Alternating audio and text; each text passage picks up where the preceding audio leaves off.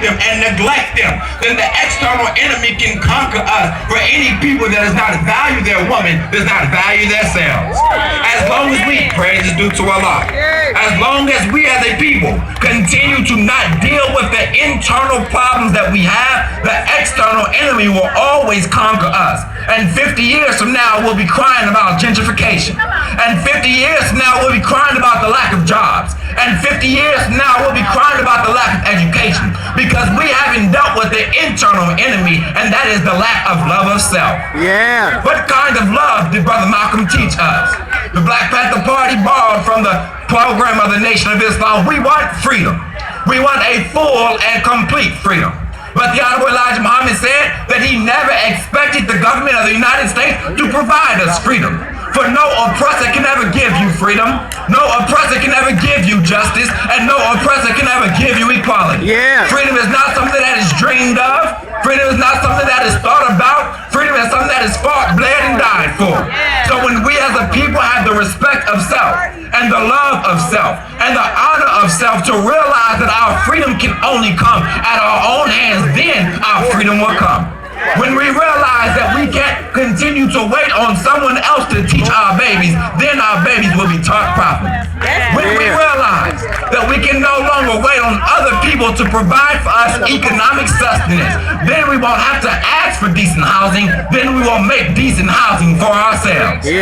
For the law of self-respect teaches us that every free people must provide for their own free selves. And as long as we are expecting someone else to provide for us, we have not reached the freedom that we desire. Y'all all right? Yeah. So today, we are honoring the name and the legacy of Malcolm X and the Black Panther Party. But it is no longer good enough to talk freedom. It's no longer good enough to be Twitter activists. It's no longer good enough to have the right words at the right time, but we must couple these words with the right actions. The right actions. Dear beloved brothers and sisters, are the actions that demonstrate love for one another.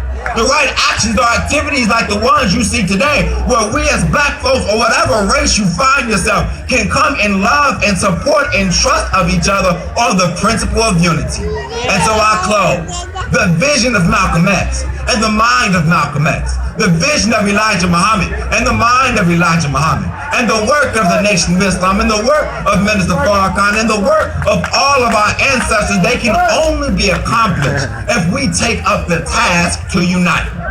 It can only be accomplished if we take up the task to unite. Can somebody say unity? Unity. Can somebody say unity? Unity. The Honorable Elijah Muhammad taught us that unity would solve 95% of our problems. That if we could only find a way to unite in spite of our differences, if we can only find a way to work together in spite of the fact that we come at various degrees of knowledge and identity, if we could only find a way to love my brother and sister as I love myself, then and only then can we see the goal of freedom that we have so long journeyed for. Let us find a way to bring the journey to its conclusion.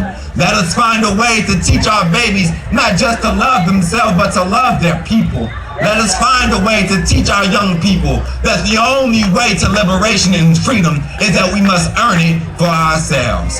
We cannot continue to wait on someone else to change our condition.